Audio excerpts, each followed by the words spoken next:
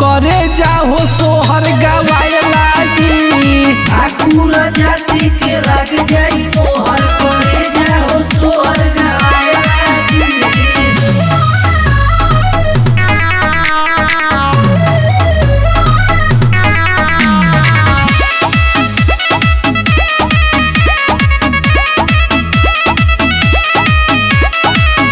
तोहरे नियन लइका बाबू पीछे हमरा रहेला, सब फरमाइश उ त पूरा हमर करेला।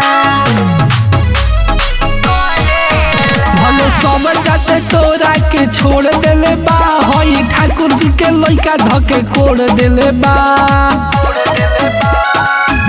ऐसे जनी बोलो बाबू, कुछ दिन के बात बाबू बुझाए लागी। ठाकुर जाति के लग जाई मोहर करे जाहो सोहर गवाए लागी। ठाकुर जाति के लग जाई मोहर करे जाओ सोहर गवाए लागी।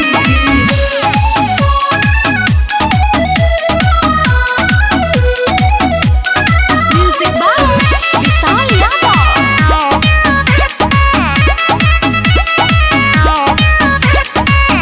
राहुल विशाल सुजीत सुन प्रकाश हो, लागी हमर झटा का तो देखब आकाश हो। अभी देखले कहाँ बारू दम गोरिया, हई केहू से हम ना कम गोरिया।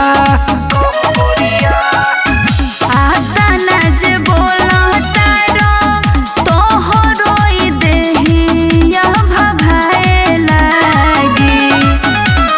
ठाकुर जाति के लग जाई मोहर करे जाहो सोहर गवाए लागी।